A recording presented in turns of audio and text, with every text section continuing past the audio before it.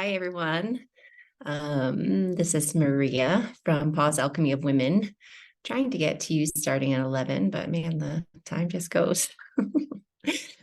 So today I'm really excited about our topic. It's going to be about herbs for stress, anxiety, and sleep. And as you can see, I think you can see here, I have lots of plants behind me, lots of tinctures. I'm an herbalist, a certified herbalist at the California School of Herbal Studies. I've also taken tons of other classes and programs. I'm currently in Aviva Ram's Herbal Medicine for Women program, which is an 18-month program. I'm super excited about being in that because her specialty is hormones.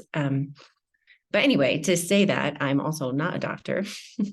And if you're interested in any of the solutions that I talk about today, talk to your doctor, any sort of practitioner that you use. Use caution if you are taking any other medicines or if you're pregnant. There's a lot of herbs that are contraindicated in pregnancy. So use your best judgment. Don't blame me. So first, let's talk about stress. As you know, I like to talk about stress, cortisol, and what that means for us and how that affects our bodies. And, stress is more complicated than just, oh, there's this stressful thing that's happening to me or my stressful job. Obviously, those are things that can cause stress and anxiety. But, other habits and lifestyle choices and kind of your personality, your go-to personality, not honoring yourself, people pleasing, having too much on your plate, etc. Those things all add up to really putting a lot of stress on your body. And then, like I talked about in the cortisol video, if you missed it, it was a couple of weeks ago. You can find it on my page or on YouTube. And it's this about having this low level of cortisol kind of surging through your body at all times. Hi, Abby and Shannon. Having this low level of cortisol that is supposed to be a spike that comes up and goes down and then is kind of cleared from your body. We tend to live in this sort of, instead of this baseline or the spike, kind of in the middle of stressful situations, always being pissed about driving to work, losing your keys, being mad at your kids, et cetera, et cetera. So, dealing with this is the first step to lowering your stress. But so lots of herbs can help us with this. And ones I'm going to talk about today, I like to talk about herbs that are pretty accessible to people or in common. So besides being easy on yourself, some of the plants that are super helpful, and my favorite, which is my dorky sweater that I'll be wearing today because I didn't have any chamomile. So this is chamomile. So chamomile is in the daisy family. And it's something that we associate with like grandma tea or, easy tea bags and a flower that maybe grows in the field behind your house. But it is such a gentle plant. However, gentle in the sense of anyone can really take it unless you have a really bad allergy to the daisy family, and children can take it. And it's just kind of a normal plant that we use. However, it's really one of the best plants for stress and anxiety. It has a gentle way, but has a really powerful effect on your system. So it's very calming. It can be used before bed. It can be used as a tea. You can make vinegars, tinctures, if that might be beyond some of people's desires, what they want to do with chamomile. But tea is really the best way. Another easy tea to make is lemon balm, which, if you don't know what that is, in Spanish, it's called toronjil. But it's a plant in the mint family, and it actually looks like mint leaves. You can really confuse it in the garden. And it just has not a super strong lemon scent, but a nice, easy lemon scent. It's uplifting and calming. So that's why I love it. So it's not to make you sleep, but it's to calm your system. Another plant that I love, love, love is milky oats. And so milky oats come from the plant of the oats, what you would know to eat and just your cereal or oatmeal or whatever. There's a time in the plant's cycle where when you squeeze the top of where the seed would come out, this kind of milky goo comes out of it. And that's the time that it would be harvested. So usually this is found in an infused vinegar or a tincture. A tincture is just an alcohol extract. And it is so great for the nervous system. And a lot of these plants it's not like taking a pill to calm you down. It's not like a Xanax or something. It's more of kind of when you bring these plants into your life regularly, they really just gently ease your nervous system. And so the milky oats has such an effect on your nervous system in a calming way. And I love it. I take it every day. You can take it multiple times a day. And that's found usually in tincture form. Another favorite of mine is rose. So rose is, it's an interesting flavor to get used to as a tea. I think I have some roses right here. So just regular roses. I also have some roses that are the tiny ones that are wild roses. Don't ever use roses like you would get in a bouquet at a florist. It's like filled with chemicals and probably doesn't even smell like anything. So use roses from your yard or somewhere you find that's not sprayed with chemicals and not near the road. But that makes a lovely, lovely tea, rose. And yeah, that has more of an uplifting effect, but it also affects your heart in a positive way. So your physical heart, but really also your emotional heart. And so if your stress comes with either pain in your chest, now, of course, see your doctor if you have some pain in your chest, don't just have roses. But, if you can feel that it's something emotional or you have a lot of grief and that's stressing you out, roses are amazing. And what I like to combine roses with is a plant called tulsi. It's a plant really from India. It's an Ayurvedic herb. If you know what Ayurveda is, it's a medicine from India. And the combination of rose and tulsi are amazing. And there's even, I forget what they're called. I think it's called Taste of India is the brand maybe. And they have a tea bag even. So if you're not into making teas with fresh plants, because then you have to strain it or you have to drink it with the tea and with the pieces in there, and people don't like that. Tea bags are totally fine. They're a little less powerful, but energetically they're the same. And so tulsi is a plant, they call it the mother of all herbs in India. And it's in the category of plants called adaptogens, which help our body adapt to stress. And it's just another plant that's energetic, but also calming. And I love it. So I would check out rose tulsi tea. And talking about adaptogens, I'm going to do a whole video on adaptogens because it's kind of a buzzword these days. You might have heard of some, maca is one, ginseng is one, and eleuthero, which used to be called Siberian ginseng, is another. And that's the one I want to talk about a little bit.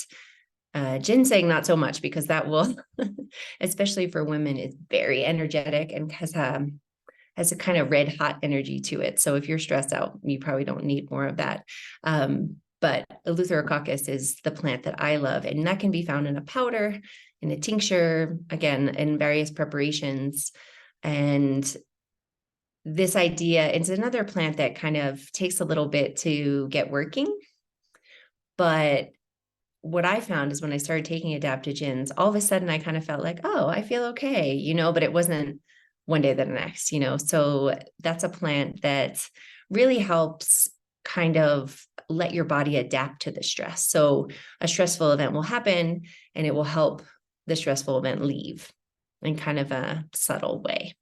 And then, of course, my favorite, which I have here, is lavender. If you guys had seen me before, if you've seen it on my personal page, I had a lavender festival. I make a lot of products. So lavender, another one that is a little interesting to get used to as a tea, for instance, because it has, depending on what lavender you use, it sometimes has a kind of perfumey scent to it, or flavor. But anyway, it's very calming. I use that in my sleep blend together with chamomile. So that's what I would have to say about the stressful herbs. And a lot of these herbs can be used kind of interchangeably as far as stress and anxiety, because a lot of times stress and anxiety are linked. You're stressed out and that gives you anxiety, or you're feeling kind of anxious and that stresses you out, So Anxiety, how I would feel about it, how I would discuss it, is this overthinking, maybe having some heart palpitations again, check with your doctor if that's a thing. This could be due to lots of things. Maybe you tend in your system to be kind of an anxious overthinker, worrier. It could be due to hormone imbalances, PMS, perimenopause. A lot of women experience in perimenopause kind of a little bit of an increase in anxiety depending on where they are in the cycling. Yeah. So again, the chamomile and lemon balm are amazing for anxiety also. So the stress and anxiety combo. There's also a plant called skullcap. And I can, if anyone has any questions about this, I can also put any of the names in the show notes if you're interested. So skullcap is a plant that makes me actually fall asleep. It doesn't have that effect on anyone. You kind of have to experiment with how all of these work with you. And that's kind of a chronic anxiety with insomnia is what skullcap would be used for. And I can give you the scientific names and everything like that. I just don't want to overload you. Another plant, if you tend to have worry, if you feel like you're maybe in this kind of type A category of like super driven person, blue vervain is a bitter so it tastes very bitter, and to me at least, and that would be good also if you kind of suffer from any stomach issues sometimes when you're worrying and you're anxious, it sometimes affects your gastrointestinal system. So blue vervain is an amazing plant, which is not, I don't like, a skullcap could be okay as a tea. Blue vervain, if you can drink it as a tea, good for you. I cannot, it's quite bitter. So I do that as a tincture, so an alcohol extract. If you don't or can't consume alcohol, you can also do these as a vinegar. There's also a glycerin, which is another product that you can use. It's a vegetable glycerin, another preparation that you can find, online or anything. Oats again are the milky oats, and also honestly eating oats. It's a kind of a soothing to your system, at least for me, I think, because my grandma used to make oats. And so, calming with the actual oat, but also the kind of calming sensation of eating something like oats. Yeah. And kava is another plant, which is actually, that also makes me sleepy, but it's a sacred plant in the Polynesian Islands. And that is a very calming, soothing plant that you can take as a drink, as a tincture. You can look into that. It's a very interesting plant. And the last one I'll talk about in the anxiety section it's called pulsatilla. It's also, I think they call it pasque flower. It's not a super common plant, but I say it here because if you're someone who gets panic attacks, this plant could be a really helpful ally. And like I said, you have to see, and if you are taking medication, you really need to check what sort of things will interact with that. But this is a plant that comes in, you can get it as a tincture. And it's, like I said, it's not super common. You also want to use it gently because it's not a very common plant in nature either. And so you don't want to overuse it. And also it's the sort of plant where you want to use only a few drops, not dropperfuls, but actual drops. And it's for panic attacks or something where you start to feel like real anxiety, especially in your chest. And you can just take up to 5 drops and see how you feel with that. And so normally what I would do is take 1 drop and see how that feels, 1 or 2. And then in a couple of minutes, you can take another couple of drops. It doesn't work at really high. It's not that it's going to do something to you, but it doesn't work even as at a high dose. But anyway, I found that to be super effective, and some deep breathing as well can be helpful. And if you have any problems with stress and anxiety, you can also check out my other video on cortisol and stress if you haven't seen it, and for some deep breathing exercises. So the last topic that I want to cover on this herbal podcast is about sleep. And so as you ladies, and well, maybe gentlemen, if you're because we're on my personal page and on YouTube, if you struggle with sleep, especially if it's due to menopause, that's something we're going to talk about a lot, because unfortunately, that's one of the most frustrating parts for some women as you get older, is this problem with falling asleep or staying asleep. And so some herbal things can help because for me, I mean, I'm an herbalist, so I don't like to take too many chemically medicines unless I really have to. I'm not opposed to it if it's necessary, but I like to be very selective. And so for things like sleep, the medicines that are available for sleep are can be really strong and can have an effect of dependency or just making you feel really crappy the next day. I've had to occasionally had to take something for sleep really strong when I was having a lot of back pain. And oh God, I feel awful the next day. And so if you have any of these issues or you just are looking for something natural, there's lots of herbs that can help for this. So one of my all-time favorites is passion flower. So if you've never seen a passion flower, you should look it up. They're very interesting. I believe it's named after like the Passion of the Christ, which I mean, if you're Christian, you might know that, but it has these like weird squiggly things that my partner thinks it looks like some sort of alien invasion sort of plant as opposed to anything having to do with Christianity. But the plant is really cool and you use the leaves and you could also use the flowers. And I take it as a tincture because it's not a super lovely tasting plant, in my opinion. It doesn't taste awful, but it's not tasty. And I just take one dropper full or up to two of a passion flower tincture. And what it really helps with is the type of, I've been an overthinker. It's not so much worry, but just like planning, thinking since I was a little kid before going to bed. And so I would always had a hard time falling asleep because I'd be like, oh yeah, I want to remember that thing. I want to remember that thing, which, I actually make a list of not just a to-do list, but all the kind of nonsense or good things or plans that I have in my head before I go to sleep to kind of get them out. So I don't have to have this idea of keeping thinking so I won't forget them. So I'll remember to do them tomorrow. So I make a list before I go to bed, take some passion flower, an hour, half an hour before bed. And I do half an hour because it works pretty quickly on me. And you don't feel knocked out, but you definitely want to like go to sleep. So for me, that's a very gentle and I've had lots of success with people using passion flower that have trouble either going to sleep or staying asleep. And you could also, if you wake up at 3 o'clock in the morning, you could also take a little bit more. Funny, that's passion flower, and I love it. That's pretty easy to find. If you have insomnia due to pain, California poppy is another amazing plant, which I love, especially I'm getting better now, but I used to have very chronic back pain. And California poppy, it's not the opium poppy, it's its cousin, but it's still in that family. And it really has a calming effect on your brain and on wanting to fall asleep, but also releasing pain from the body and really kind of calming that in a gentle way. And because that can also be used for children, maybe not in alcohol if that's not something you like. And then another plant is valerian, which you probably have heard of. And valerian is interesting because it doesn't work the same way for everyone. So you might want to experiment with this plant if this is something you're drawn to. But I used to take it all the time. And then I realized, because I used to have tons of trouble falling asleep. And then I realized it would make me fall asleep, but it would make me have crazy dreams. And so some people have that effect with valerian. Some people even will have the effect where it kind of keeps you awake. So you might want to experiment with that on a weekend when you don't have to get up.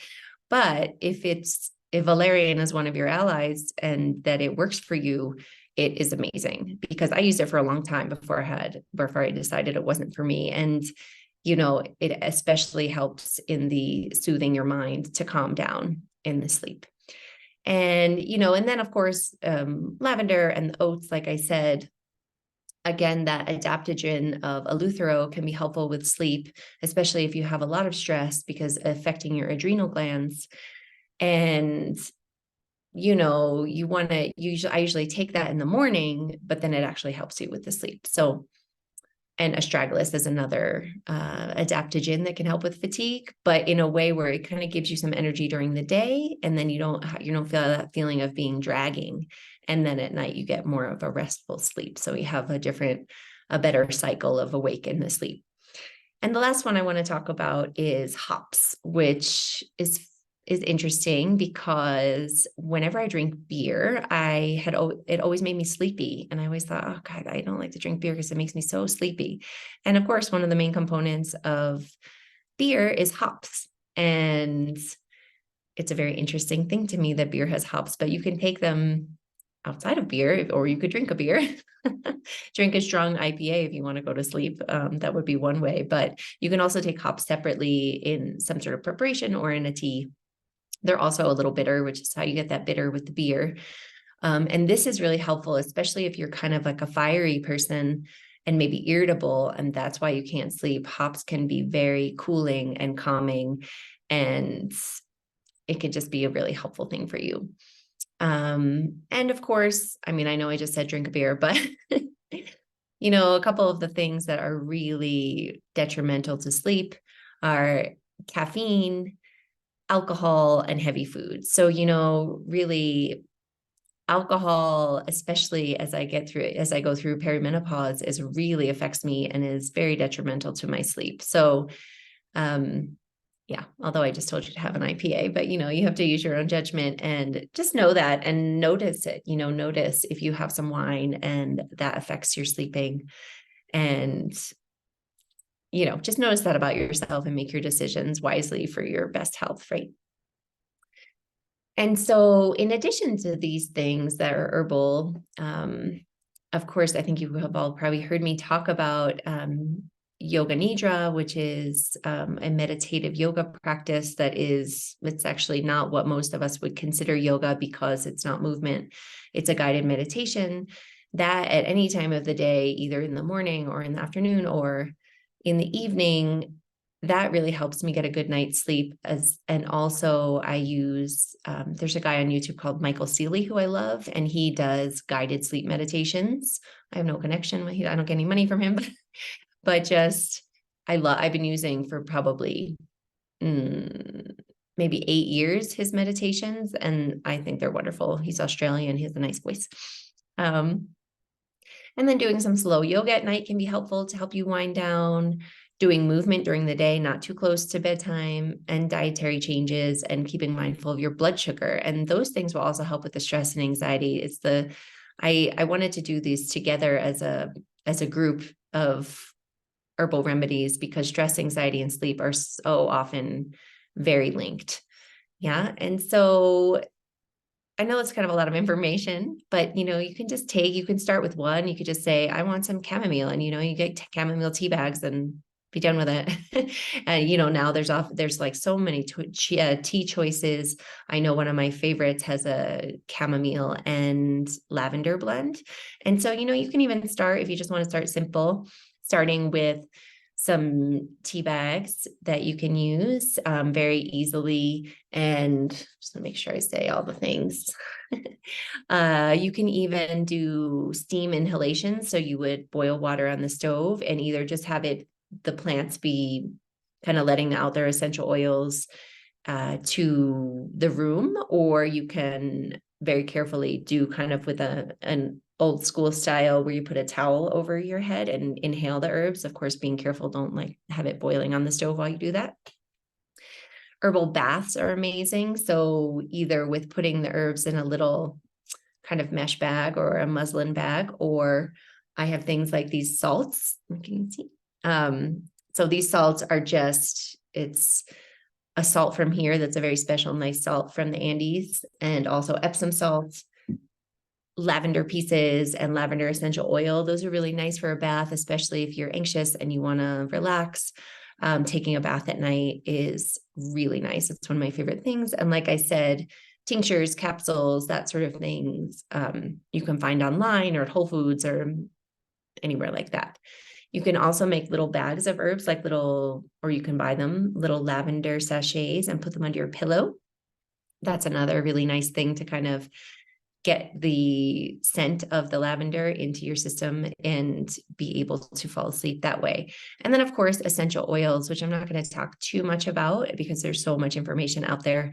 But essential oils are also a great way because it's not just consuming the plants, but if you have a little diffuser next to your bed and you could put some drops of essential oil like lemon balm or lavender or chamomile or something that you find really soothing can really help. Maybe you're reading a book before bed, you could just have that essential oil diffuser on, and it will get into your system and have the same effects as if you're drinking tea. Because also, don't drink too much tea if you have insomnia and you want to go to bed, because then you'll have to get up to pee.